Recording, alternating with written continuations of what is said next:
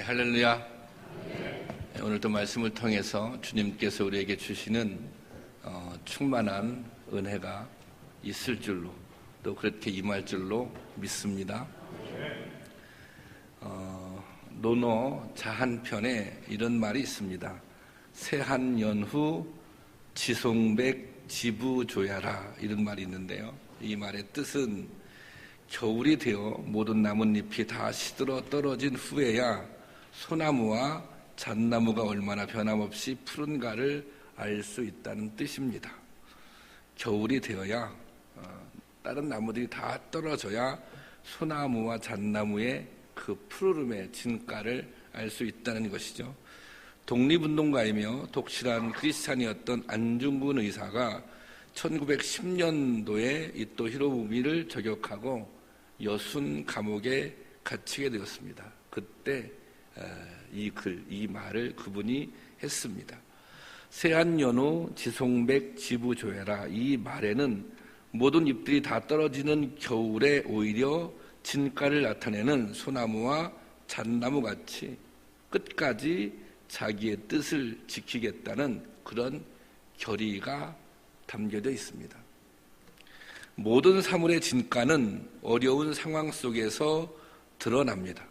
유리와 다이아몬드는 언뜻 보아서는 구별이 되지 않습니다. 그런데 강력한 충격에 부딪히게 되면 단번에 구별이 됩니다. 유리는 다이아몬드처럼 반짝였지만 쉽게 깨어져 버립니다. 다이아몬드가 최고의 보석인 것은 깨지지 않는, 어떤 충격에도 깨지지 않는 단단함이 있기 때문입니다. 사람도 그렇고 신앙도 그렇습니다. 평소에는 다 좋은 사람인 것처럼 보이고 좋은 믿음인 것처럼 보입니다. 하지만 위기를 만나게 될 때 그 사람의 믿음의 진면목이 드러납니다. 사람의 됨됨이가 드러납니다. 진짜 좋은 신앙이었는지는 도전을 받고 충격을 받아보면 판가름 납니다. 성도들은 세상 속에서 성도답게 살려고 할 때 끊임없는 도전 속에서 살아갑니다. 이처럼 끊임없이 닥쳐오는 모든 도전 속에서 성도의 정체성을 지키며 사는 것은 쉽지 않습니다. 믿음의 능력을 덧입어야, 하나님의 도우심을 덧입어야 가능한 일입니다. 그래서 오늘 본문에서 사도 바울은 이렇게 고백합니다.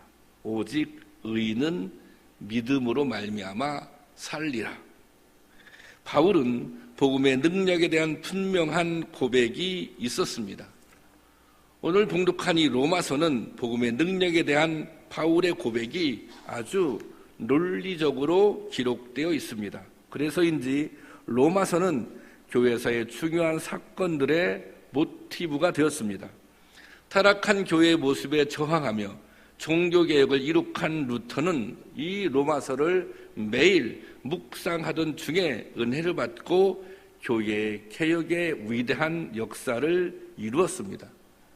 루터를 움직이고 루터에게 힘을 준 말씀은 바로 오늘 본문인 17절 말씀입니다. 복음에는 하나님의 의가 나타나서 믿음으로 믿음에 이르게 하나니 기록된 바 오직 의인은 믿음으로 말미암아 살리라. 오직 믿음으로, 오직 말씀으로. 그리고 감리교의 창시자인 웨슬레는 루터가 쓴 로마서 추석의 서문에서 은혜를 받고 강력한 회심을 체험하게 됩니다. 올더스켓 거리에서 모라비안 교도들의 집회에 참석했다가 루터의 로마서 추석 서문을 읽는 것을 듣고 마음이 뜨거워졌습니다. 그 회심이 오늘 감리교회가 있게 했습니다. 당시 영국 사회는 산업혁명의 소용돌이 속에 서 있었습니다. 물질적으로는 부유해졌는지 모르지만 영적으로는 극빈의 상태였습니다. 이때 웨슬리의 믿음이 진가를 발휘했습니다. 웨슬리는 오직 말씀, 오직 믿음을 외치며 영국 사회의 개혁을 영국 사회를 개혁하기 시작했습니다. 여기에서 바로 감리교회가 생겨나게 되었습니다. 오늘 우리가 읽은 본문 말씀인 로마서 1장 14절에서 17절의 말씀은 상황에 굴하지 않고 오히려 상황을 변화시키는 믿음의 힘, 믿음의 능력을 증거하는 말씀입니다. 사도 바울은 이 말씀을 통해 자신의 고백과 결단을 단호하고도 분명하게 선포하고 있습니다.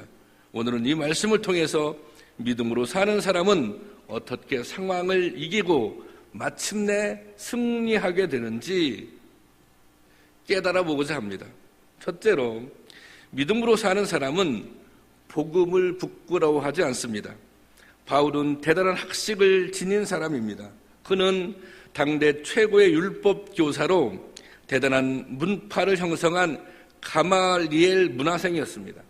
바울은 가마리알의 문화생 중에서도 단연 출중한 인물이었고 그것은 출세가 보장되어 있다고 하는 의미이기도 했습니다. 바울은 미래가 보장되어 있었던 청년이었습니다. 바울은 열성적인 바리새인으로 누구보다 율법에 열심이었습니다. 그는 믿음으로 구원을 얻는다는 복음의 내용을 결사적으로 반대했습니다. 반대할 뿐만 아니라 박해하고 증오했습니다. 그러나 그가 예수를 만난 후 이 생각이 완전히 변했습니다. 그리스도인들을 잡으러 가던 다메섹 길이 바울의 삶을 완전히 바꾸어 놓았습니다. 바울은 복음을 핍박하던 사람에서 복음을 증거하는 사람으로 바뀌었습니다. 유대인 사울이 그리스도인 바울이 되었습니다. 바울의 이 변화는 당시 유대 사회에 매우 충격적인 파장을 가져왔습니다. 무엇보다 바울 자신의 사회적 위치나 평가에 치명적인 영향을 끼쳤습니다. 이제까지는 유망한 인재로 인정을 받아왔는데 이제 그에게 주어지는 것은 비난과 냉대였습니다. 지금껏 탄압하던 사람이었는데 이제는 탄압받는 사람이 되었습니다. 핍박하고 비난하던 사람이 핍박받고 비난받는 사람이 된 것입니다. 그 상황에서 바울 주변의 많은 사람들은 이렇게 물어보았을 것입니다. 왜 그런 바보 같은 선택을 했느냐고. 명예와 권력이 보장되어 있는 길을 버리고 왜 고난과 역경의 길을 택했느냐고. 계속해서 높아질 수 있는데 왜 낮아지는 길을 택했느냐고. 이제라도 돌아오라고. 하지만 그는 이렇게 고백합니다. 16절입니다. 16절 말씀은 다 같이 보겠습니다. 시작. 내가 복음을 부끄러워하지 아니하노니 이 복음은 모든 믿는 자에게 구원을 주시는 하나님의 능력이 됨이라. 내가 복음을 부끄러워하지 않는다. 왜? 이 복음은 믿는 자에게 구원을 주시는 하나님의 능력이 되기 때문이다. 주석가 메투엘리는 내가 복음을 부끄러워하지 않는다는 이 말 속에는 전에는, 그러니까 바울이 과거의 고백입니다. 바울이 전에는 복음을 부끄러워했다는 의미가 담겨 있습니다. 바울이 전에는 복음을 부끄러워했는데 이제는 복음을 부끄러워하지 않는다는 것입니다. 그리고 지금도 바울 주변에는 복음을 부끄럽게 생각하는 사람들이 많이 있습니다. 모든 유대인들은 바울과 같은 모든 유대인들은 복음을 부끄럽게 생각했습니다. 바울을 비롯한 율법주의자들은 왜 복음을 부끄럽게 생각했을까요? 그것은 믿음으로 구원받는다는 이 쉽고도 단순한 논리를 믿을 수 없었기 때문이었습니다. 구원이 너무 쉽다고 생각했기 때문이었습니다.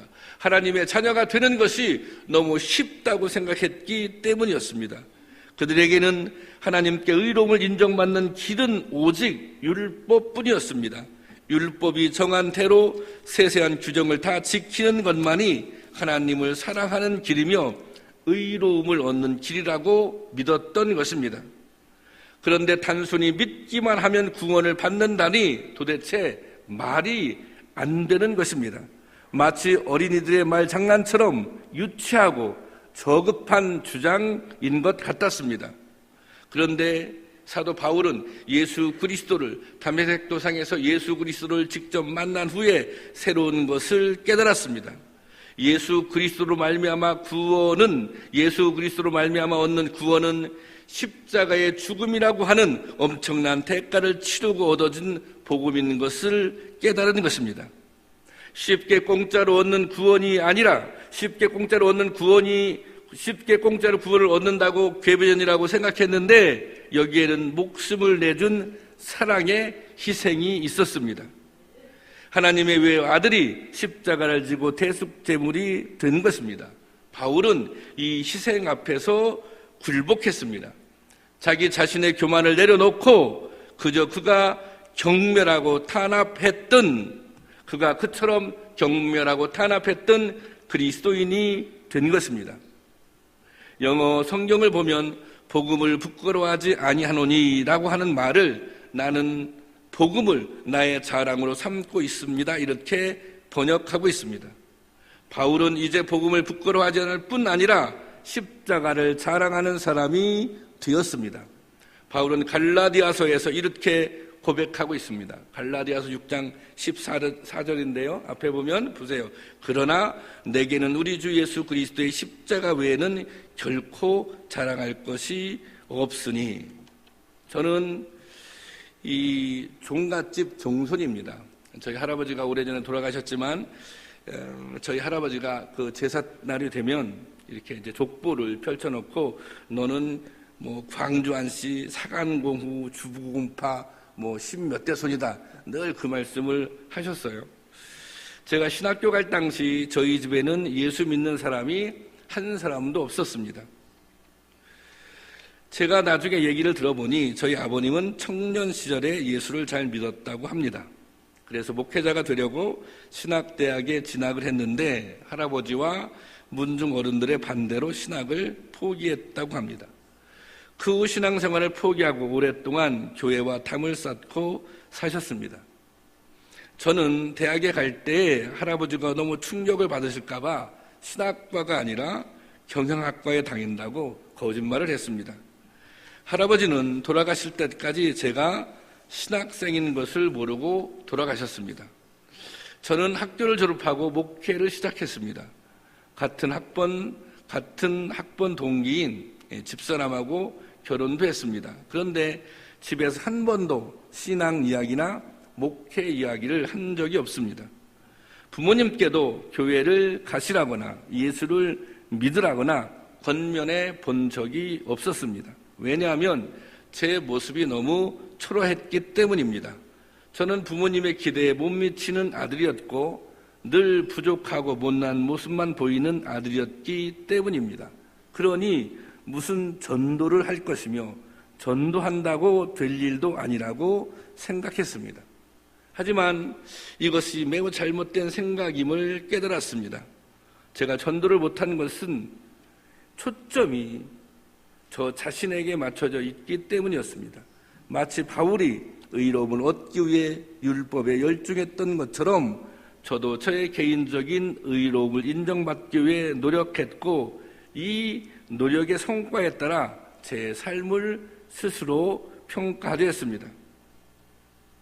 예수 그리스도의 십자가는 모든 조건과 상황을 다 포용하고 초월하는 위대한 능력이 있음을 저는 알지 못했던 것입니다. 이제 저희 부모님은 교회 다니십니다. 권사님과 집사님이 되셨습니다. 이제 저희 집에는 종갓집인데도 제사를 지내지 않습니다. 추도 예배를 드립니다. 제가 인도를 합니다. 저는 요즘에는 예수님을 자랑합니다. 저는 참 부족한 사람입니다. 그러니 더욱 예수님을 자랑하기가 좋습니다. 저처럼 부족한 인생을 이처럼 사용해 주시니 사실 제 삶 자체가 은혜의 증거입니다. 저는 이제 교회에 가시라고 친지들에게도 권면을 합니다. 저희 아버님은 무려 9남매이십니다. 이것은 제가 무엇을 이루었거나 그동안 훌륭해졌기 때문이 아닙니다. 예수 그리스도의 십자가의 복음이 자랑해도 될 만한 가치를 지닌다는 것을 분명히 알았기 때문입니다. 여러분, 믿음으로 구원을 얻는다는 복음의 은혜는 값싼 은혜가 아닙니다. 유치한 내용도 아닙니다. 복음은 나의 모습이 어떠하더라도 오직 예수 그리스도를 믿기만 하면 새로운 피조물로 새로운 생명을 소유하게 되는 놀랍고도 완전한 진리인 것입니다. 여러분 믿으십니까? 여러분에게는 무엇이 자랑입니까? 자식입니까? 재산입니까? 학벌입니까? 출세한 자식도 없는데, 재산도 없는데, 건강조차 여의치 않아서 초라한 생각이 들고 위축이 되십니까? 근데 여러분, 아버지 하나님이 나를 부끄러워하지 않는데 왜 내가 내 자신을 부끄러워합니까? 이것은 나를 사랑하셔서 외아들의 목숨까지 내어주신 하나님의 사랑을 초라한 것으로 만드는 것입니다. 그 놀라운 하나님의 은혜를 값 없는 은혜로 만드는 것입니다. 바울의 고백을 한번 다시 새겨보시기 바랍니다. 갈라디아서 6장 14절 말씀 한번 올려주세요. 한번 읽어보겠습니다. 시작. 그러나 내가 아는 우리 주 예수 그리스도의 십자가 외에 자랑할 것이 없으니 그리스도로 말미암아 세상이 나를 대하여 십자가에 못 박히고 내가 또한 세상을 대하여 그러하니라. 여러분, 십자가를 자랑하시기 바랍니다. 십자가의 능력을 자랑하시기 바랍니다. 예수 그리스도의 십자가는 감당하지 못할 죄, 감당하지 못할 약함이 없는 완전한 구원의 십자가인 줄로 믿습니다. 약한 나를 강하게 하며 가난한 나를 부하게 하며 죽음의 절망에서 끌어올려 영원한 생명을 얻게 하시는 주님의 사랑을 자랑하시기 바랍니다. 이것이 믿음으로 사는 사람의 삶인 것입니다. 둘째로 믿음으로 사는 사람은 오직 믿음의 힘으로 사는 사람입니다. 이전에 바울은 학식과 가문과 평판이 힘이었습니다. 그래서 어떻게 해서든지 출세하기 위해 온 열정을 다 쏟았습니다. 힘 있는 사람, 권세 있는 사람이 되는 것이 그의 인생의 목표였습니다. 하지만 예수님을 만난 후 바울은 이렇게 고백합니다. 오직 의인은 믿음으로 말미암아 살리라. 이것은 구약의 하박국 선지자의 고백을 따온 것입니다. 하박국은 믿음을 지키며 사는 길을 고민했습니다. 하박국 선지자가 살던 당시 시대에는 돈과 권력과 쾌락을 목적으로 삼고 살아가는 수많은 사람들이 있었습니다. 아니, 대부분이 하나님을 경외한다고 그들이 말했지만 대부분 그렇게 산 것입니다. 그는 불의가 넘쳐나는 세상에서 어떻게 하나님의 사람으로 믿음을 지킬 수 있을지를 고민하며 기도하고 또 기도했습니다. 그래서 나온 결론이 의인은 믿음으로 말미암아 산다는 것이었습니다. 바울도 그렇습니다. 그에게 수많은 시련과 도전이 있었습니다. 동족인 유대인들은 그를 변절자라고 비난하며 멸시했습니다. 이방 선교도 쉬운 길이 아니었습니다. 성공과 출세가 보장된 길을 버리고 주님의 복음을 전하는 길을 택한 바울의 길은 매일 매순간 온갖 고난과 환난에 끊임없이 직면하는 길이었습니다. 이 수많은 도전과 환난 속에서 그는 믿음을 지키기 위해 사명을 감당하기 위해 늘 몸부림쳐야 했습니다. 바울은 결국 하박국 선지자와 똑같은 고백을 하게 됩니다. 의인은 믿음으로 말미암아 살리라. 그런데 바울의 고백에는 더 강조된 부분이 있습니다. 바로 오직입니다. 하박국 선지자의 고백과 바울의 고백이 다른 것. 단어 하나가 첨가됐어요. 오직이라고 하는 단어입니다. 오직은 오로지 그 하나라는 뜻입니다. 오직 믿음으로 사는 것은 오직 믿음을 힘삼아 사는 것을 의미합니다. 우리가 무엇으로 산다 그렇게 말할 때 무엇으로 산다는 말은 그것을 의지하고 힘으로 삼는다는 것입니다. 또한 그것을 자기 삶의 최고 목표로 삼는다는 말입니다. 이처럼 무엇을 의지하고 무엇을 지향하며 어떻게 사느냐에 따라서 그 사람의 인생의 모습은 달라집니다. 돈 때문에 사는 사람은 돈이 전부이기 때문에 돈을 쫓아서 살아갑니다. 힘 때문에 사는 사람은 힘을 의지하고 힘을 추구하며 힘을 얻는데 목숨을 겁니다. 명예로 사는 사람은 명예를 쫓아 인생의 목표를 정하고 살아갑니다. 하지만 이러한 목표와 지향은 언제나 한계를 만납니다. 돈으로 사는 사람은 돈 때문에 넘어집니다. 힘으로 사는 사람은 힘 때문에 넘어집니다. 그런데 여러분, 우리는 믿음 때문에 사는 사람입니다. 믿음 때문에 사는 사람에게는 믿음이 전부입니다. 예수 때문에 사는 사람에게는 예수가 전부입니다. 믿음으로 산다는 것은 다른 것 때문이 아니라 믿음 때문에 힘을 얻고 믿음이 목표가 되며 믿음으로 판단하고 믿음으로 결정한다는 것입니다. 참 그리스도인은 예수 그리스도를 믿는 그 믿음으로 살아갑니다. 이 믿음으로가 얼마나 중요한 말인지 모릅니다. 믿음으로는 말은 쉽지만 이게 쉬운 말이 아닙니다. 왜 쉬운 말이 아닙니까? 그것은 우리가 믿음으로 이렇게 고백할 때 그 믿음으로는 실천을 전제로 한 말이기 때문입니다.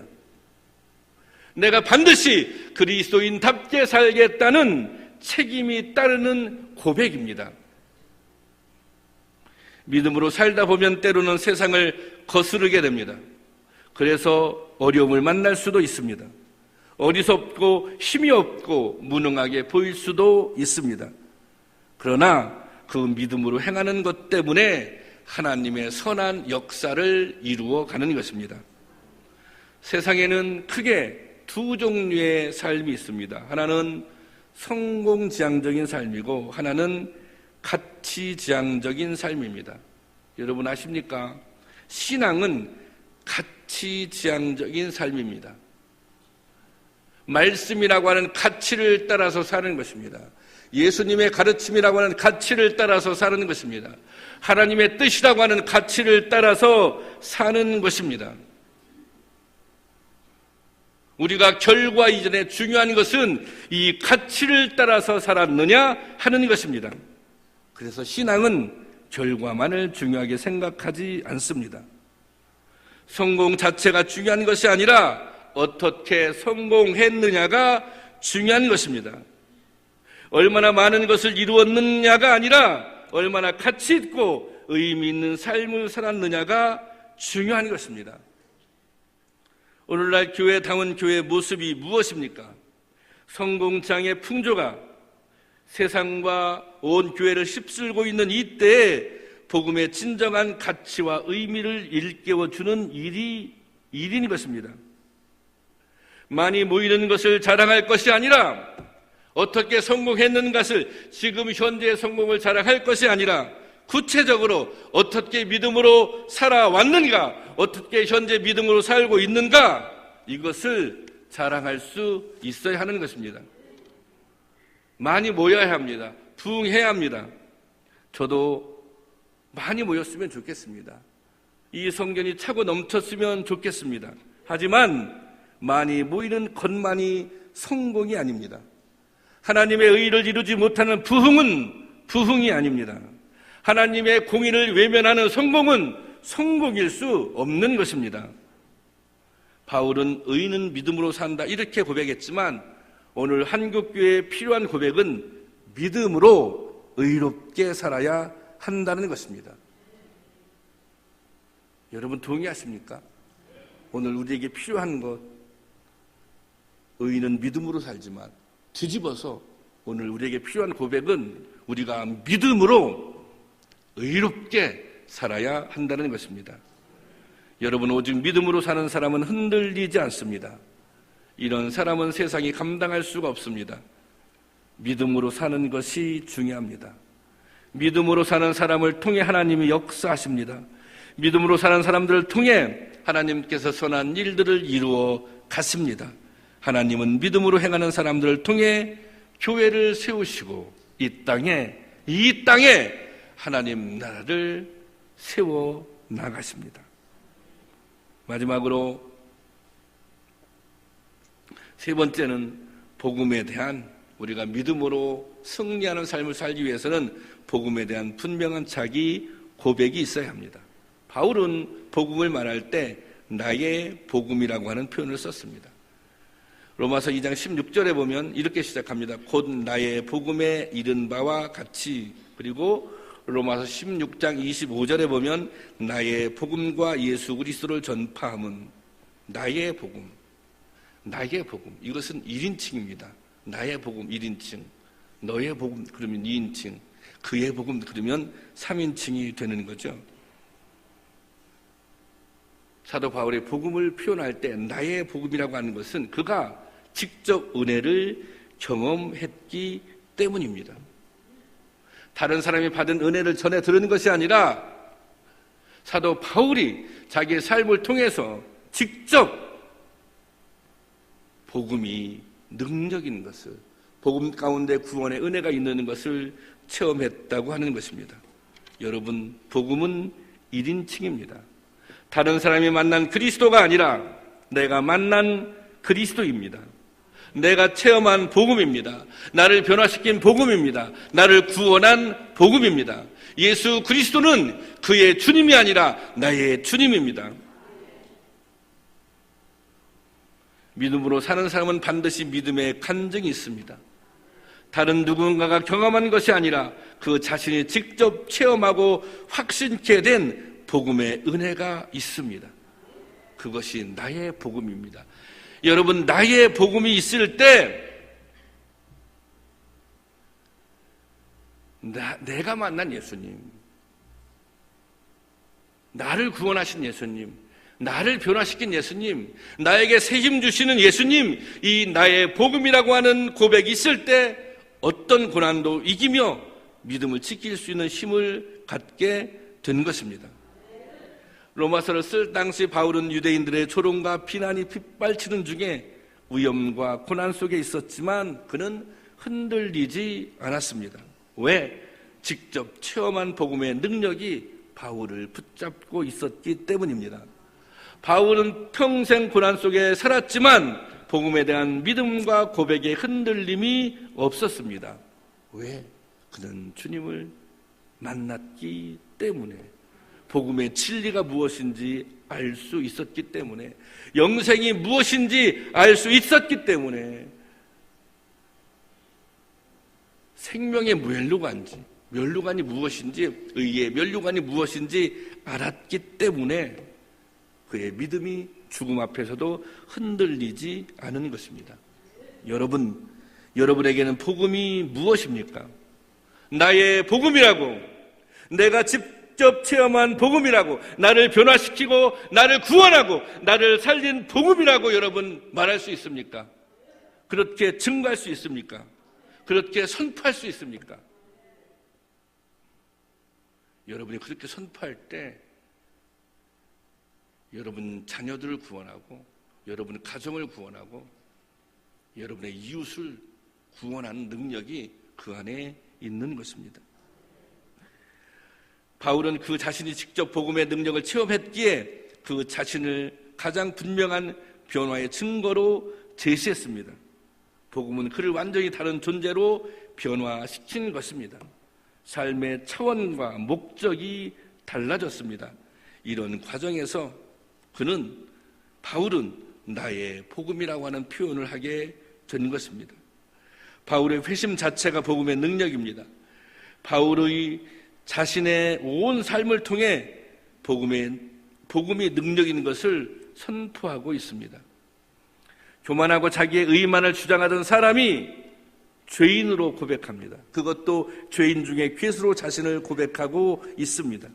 고난과 핍박 가운데 죽음의 순간에서도 감사하다고 기쁘다고 주님을 찬양하고 있습니다. 이 모든 것이 복음의 능력입니다. 바울의 삶 자체가 복음의 능력이었던 것입니다.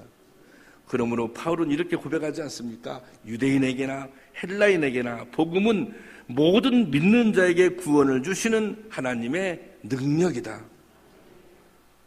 복음은 지역, 공간, 인종, 시간에 제한 없이 모든 믿는 자들의 삶 속에서 능력으로 역사합니다. 오늘 이 시간에도 우리에게 복음은 능력으로 역사할 줄로 믿습니다. 진정한 믿음의 사람에게는 복음의 능력이 나타나게 되어 있습니다. 여러분, 이 복음의 능력으로 우리가 구원을 얻었습니다. 이 복음의 능력이 여러분에게 지금 이 순간 임할 때 치유와 회복의 역사가 나타날 것입니다. 이 복음의 능력이 임할 때 우리가 변화되고 새롭게 될 것입니다. 복음의 능력이 임할 때 능치 못할 일이 없을 것입니다. 여러분, 이 시간 또 우리의 삶 가운데 주님의 복음의 능력이 임하기를 간절히 소원합니다. 이 시간 찬양하고 기도하겠는데요. 오직 주만이라고 하는 찬양이거든요. 또 나의 영혼이 잠잠히 이렇게 시작되는데요. 이 가사를 여러분들이 이렇게 생각하면서 찬양할 수 있기를 원합니다. 그래, 우리가 무슨 문제를 만나면 해답을 찾지 않습니까? 그러니까 우리가 인생을 살면서 정말 여러 가지 문제에 부딪힙니다. 근데 그 문제들을 내 능력으로, 내 지혜로, 내 힘으로 다 해결할 수 있었으면 얼마나 좋겠습니까? 그러니까 내 지혜로, 능력으로 나오지 않는 해답, 그 해답이 주님께 있는 줄로 믿습니다. 이 찬양하는 가운데 우리 가운데 정말 좀 회복의 은혜가 임했으면 좋겠습니다. 또 우리가 좀 지치고 또 힘든 영혼들 또 이 찬양을 통해서 새 힘을 얻을 수 있었으면 좋겠습니다. 복음은 그런 힘이 있습니다. 믿음으로 찬양하시고 믿음으로 기도하시고 믿음으로 말씀을 들을 때 그런 역사가 반드시 일어날 줄로 믿습니다.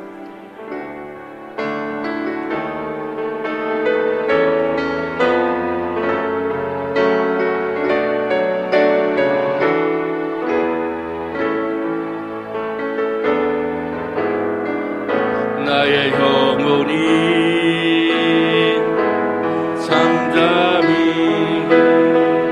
하나님만 바라며 아멘. 나의 구원이 그에게서 나는도다. 이 시간 우리의 영혼이 주님을 바라보기를 소원합니다. 나의 영혼아 잠잠히 하나님만 바라라. 나의 소망이 그에게서 나는도다. 오직 주님만이 우리의 반석이 되는 줄로, 우리의 구원자가 되시는 줄로 믿고 고백합니다. 반석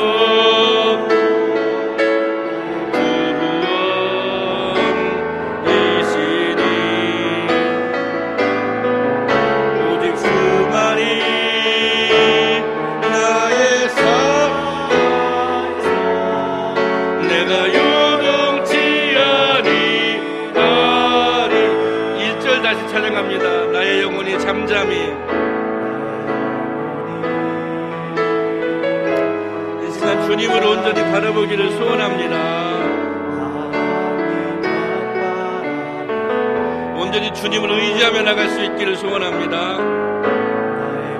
그분이 우리의 구원자 되심을 확실히 믿고 나갈 수 있기를 소원합니다. 그분이 오늘 나에게 새 힘을 주시며 나를 회복시키시며 나를 변화시켜 주심을 믿고 나갈 수 있기를 원합니다.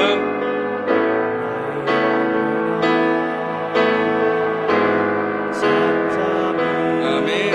하나님만 바라라. 소망 중에 주님께서 이 시간 우리와 함께 하실 줄로 믿습니다.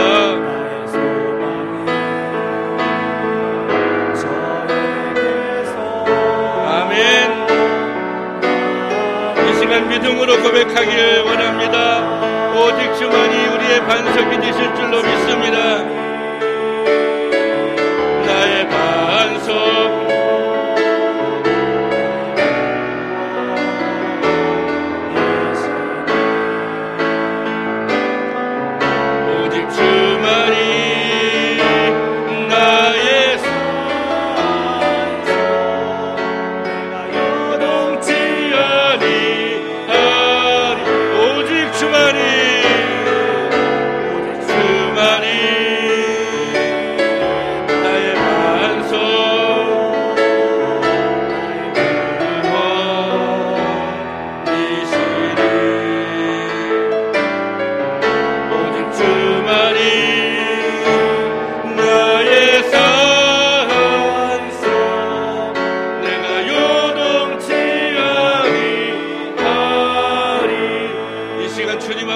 통성으로 기도하겠습니다. 주여, 사랑과 내가 풍성하신 아버지 하나님, 이 시간 주님께서 우리 가운데 함께 하시고 은혜 주심을 믿습니다. 아버지 하나님, 이 시간 주님께서 우리에게 은혜로 함께 하시는 주실 줄 믿습니다. 아버지 하나님, 주님이 나의 주님이 되기를 소원합니다. 그리스도가 나의 그리스도가 되기를 원합니다. 아버지 하나님, 나를 살리시는 아버지 하나님을 찬양합니다. 나를 구원하신 아버지 하나님을 찬양합니다. 나에게 날마다 힘을 주시는 주님을 찬양합니다.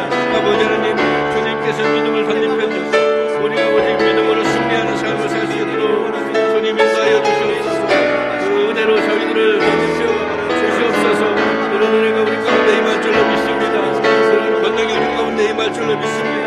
오전히 그렇게 역사하시고 우리를 새롭게 하여 주시옵소서. 우리를 그렇게 변화시켜 주시옵소서. 주의 은혜가 임하게 하여 주시옵소서. 주님 함께 하심을 믿습니다. 아버지 하나님,